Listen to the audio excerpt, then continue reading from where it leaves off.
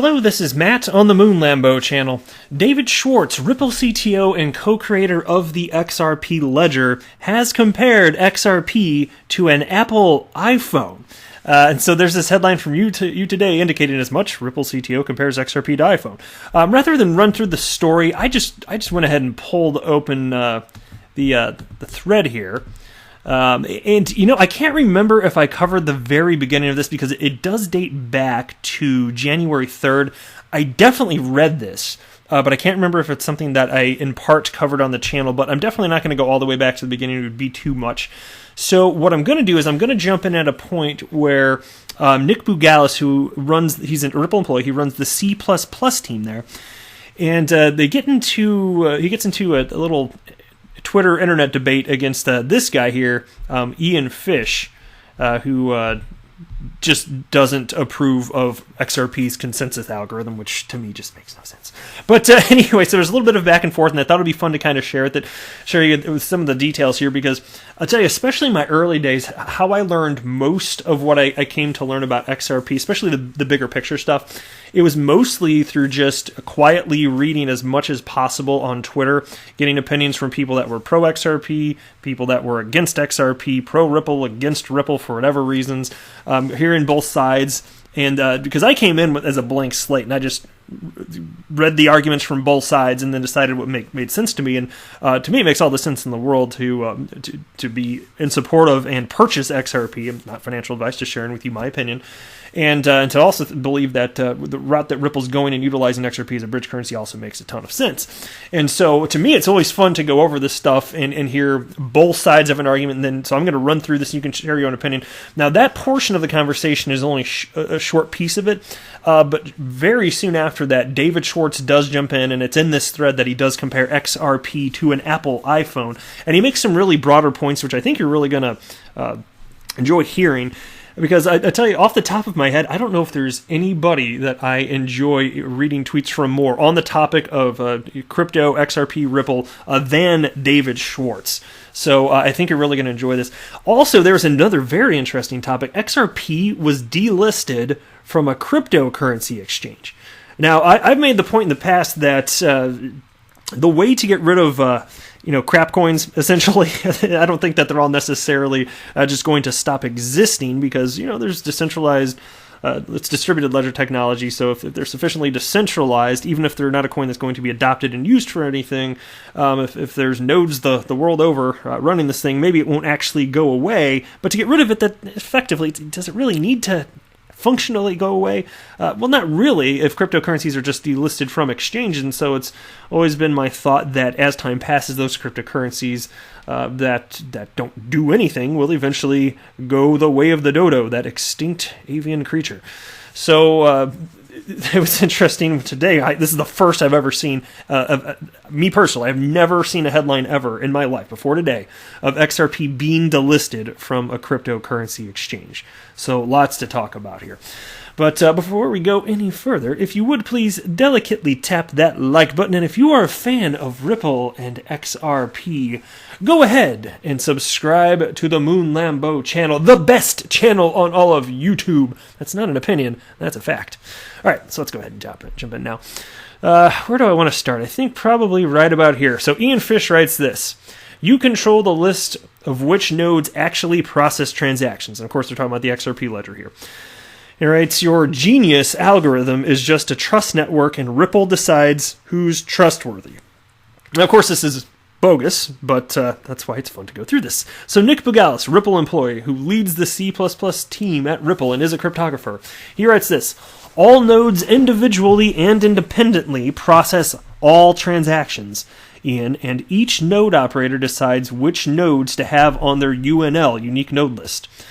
But yeah, don't let facts get in the way of your false narrative. Ian responded, we've been over this. Your unique node list makes no difference at all unless the nodes on it are on a sufficient number of other people's unique node lists.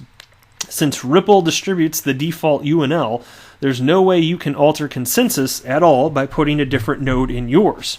To which Nick responded, you choose who you want to reach consensus with. if you want to reach consensus with those that listen to Ripple's recommended UNL, you can. If you want to reach consensus with those that listen to other UNLs, you can do that too. Yeah, and exactly. And that's the whole point, is that you can't be forced to do anything. All right. And then Nick also writes, and if, perchance, you want to actually do more than talk on Twitter, you can publish a recommended UNL for others to use and try and get people to adopt it. Heck, you can even publish your own version of the code, with your list being the recommended one. With, of course, the point being there, the reason that he wrote that, what I surmised, is that it's ultimately those people utilizing the network, utilizing the XRP ledger, are doing so because it makes sense. If they don't like it, they simply wouldn't. And if they wanted to use a different cryptocurrency, or if they wanted to create a clone of the XRP ledger, or whatever, that could happen too, right? And there have been clones of the XRP ledger, like Casino Coin and Stellar, for example. You know, there are all sorts of things that can happen, right? So it's kind of silly to think that there's something wrong with those that enjoy participating on this network, that there's fundamentally something that doesn't make sense about that. I don't see that being the case. And then Nick wrote, you're entitled to your opinion and your beliefs, but not your own facts. At any rate, if you want to work on XRP ledger, do. And if you don't, well, don't. Also, newsflash, the code is free. You could just take it and do what you will with it, cutting Ripple out entirely. And Ian responded, so your response to the XRP ledger being centralized is, well, you could go make your own separate ledger. Bravo. It doesn't make it. Ian could not be more wrong here. Of course, that doesn't make it centralized. So Nick responded, no, my response is, bitching about Ripple on Twitter seems pointless. You gotta love that. Blunt to the point. If you don't like something, then rather than sitting around and complaining, work to change it to your liking. And indeed, so just to be clear, Ripple has no special powers over the XRP ledger, period. They are not running it. It's completely nonsensical to make that. And that's a factual thing. Like, this is not up for debate here. Nick also wrote, I don't agree that there's nothing anyone can do, but I guess it's a convenient excuse for you to trot out to keep from actually having to do anything. Now, this is where it starts to get interesting. David Schwartz is about to jump in here. But first, there's a tweet from somebody named Does This Pass on Twitter, who wrote this. If someone has an idea, they fork XRP ledger and create their own token. They capture the value of the token and the value of the idea, as opposed to Ripple capturing the value of the token. This is the downside to Ripple holding so many XRP. Why will anyone create value for someone else? And here's where David Schwartz jumps in. This gets fun. So here's what he wrote. That really only leaves you with two choices. Number one, create value in some token that you only own a minority of, working to create value for someone else. Or two, create your own token you own the majority of that nobody else will want to create value of because of point number one. Exactly. And then he wrote this to further expand upon that concept. The truth is, though, that nobody really cares that much who else they create value for. They care what features and advantages something can provide for them. I don't avoid an iPhone because I don't want Apple stockholders to make money. Why do I care who makes money? Exactly. And I've said this before. I don't think I've ever said it on this channel, but I've always had this concept of just don't let somebody else making money prevent you from making money or make you feel bad about it. Even if somebody's making more. If you're making money, you're making money, and you can choose to participate or not. And he expands further, though. Here's another tweet from David Schwartz. Anyone who thinks any liquid token holds some unreasonable benefit for those who hold it can buy some of that token and have the very same benefit as any current token holder. It makes little sense to complain about potential future benefits being unfairly distributed. And so Does This Pass jumped back in, and here's what he wrote in response to what David Schwartz just said there. It's not the same at all, David. I can't buy 60 billion XRP at the same price Ripple did. If I create a project using XRP and it adds value to XRP, then Ripple reaps more benefit of that value than I do. If I fork and create value in my coin, then I reap the benefits, not Ripple. To which David responded, and he's always insightful. Check this out. He wrote, Everyone who holds any liquid asset today has the same upside, same downside, and can buy or sell as much or as little as they want. What people paid for in the past has no relevance to their future gains and losses. Exactly. So you can choose to participate or choose not to. Would this individual also make the case that it's unfair for people that bought into stocks 10 years ago, 2008 crash, after the 2008 crash, that got to benefit way more than people that are buying stocks today? Does that seem rational? David Schwartz then wrote this: if you bought Bitcoin cheap in the past and now have $50,000 worth, you can have $50,000 worth of exposure to Bitcoin, or $50,000 in cash, or $50,000 of anything else. Same as someone who has $50,000 in cash now. Your past cheap purchase doesn't give you any special future rights. Exactly. And that is pure logic at play here. To me, it seems so obvious, but he didn't seem to grasp that. Anyway, I found it fascinating. But yeah, the comparison with the XRP, and then use just comparing to the Apple iPhone. I don't care if Apple makes money because they're providing value, whatever. It's silly. All right, next. So I'm going to give a few shout-outs just because there are actually a ton of people. I pulled up at least a few of them. I don't know if I got everybody. There are a few people that sent this story. This got a lot of attention today. So here's a shout-out to Nicholas M. Sorelli. Hope I'm saying that right. XRP gets delisted from crypto exchange owned by Japanese messaging giant Line. Why did it happen? And so thank you for tagging me along with the digital asset investor. I do appreciate it, and shout out to you, good sir. Here's a new person on Twitter, part of the XRP community, who is named Crazy XRP with a K. And Crazy XRP tagged me along with fellow XRP YouTuber, The Bearable Bull, and wrote this. This is actually kind of cool. He wrote, I actually signed up for Twitter just to send you guys this message and get your thoughts. And it was about the same topic of XRP being delisted. And how could I not give Crazy XRP a shout out after I read that? So shout out to you, good sir, and welcome to Twitter. And here's another one. The Crypto Caveman, he tagged me along with a few others. Line Crypto Exchange, it's actually Bitbox. Line owns Bitbox, but it's Bitbox Crypto Exchange is delisting XRP and XRP pairs. Is it possible that XRP told them that they need to follow the anti-money laundering rules, so they decided to delist instead of enforcing the rules? Well, thank you very much for tagging me. XRP is a digital asset that is native to the XRP ledger and cannot tell anyone anything, like it's not conscious. So the answer is no to that part. You might have perhaps meant Ripple, but Ripple actually doesn't control the XRP ledger. And so given that it's sufficiently decentralized, XRP is more decentralized than Bitcoin. No, the answer is no, it wouldn't have anything to do with that. So the question is why? Well, let's go ahead and jump into the story here. I actually went to Bitbox's website and I got this error message.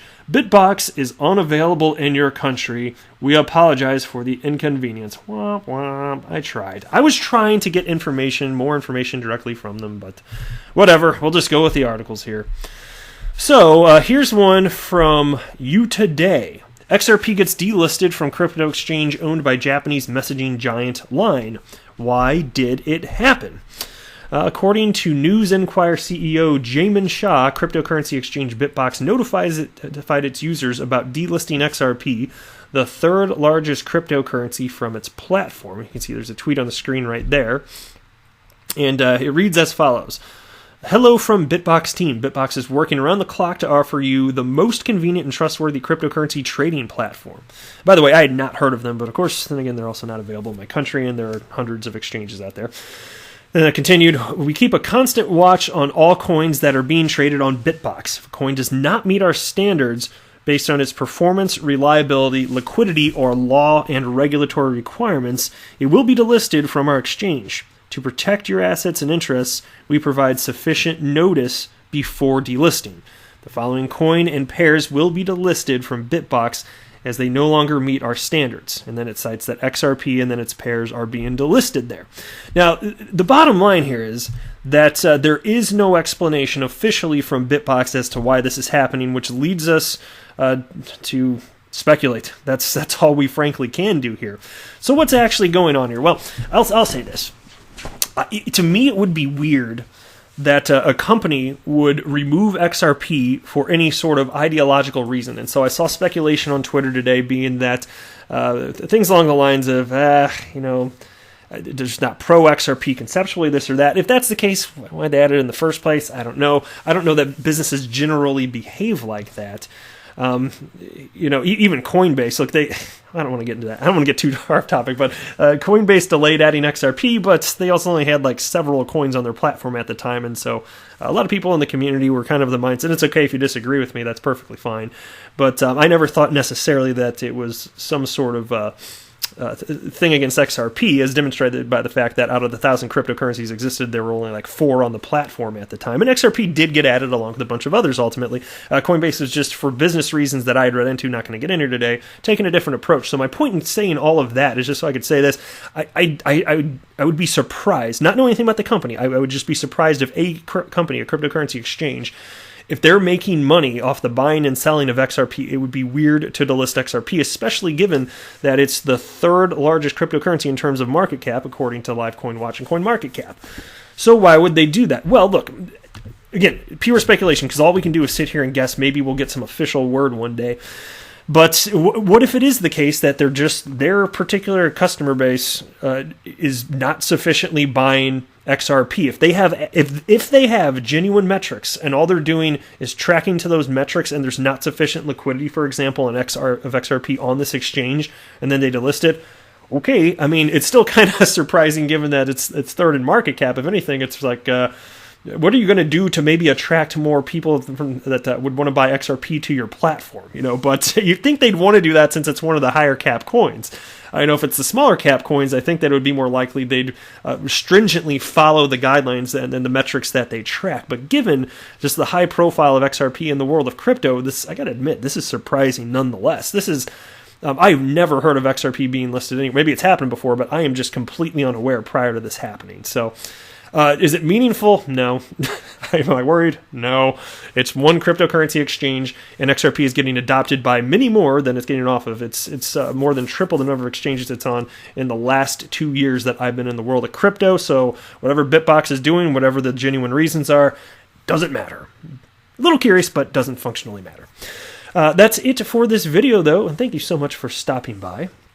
I am not a financial advisor. Do not buy or sell anything because of anything that I say are right. That would be a very, very, very bad idea.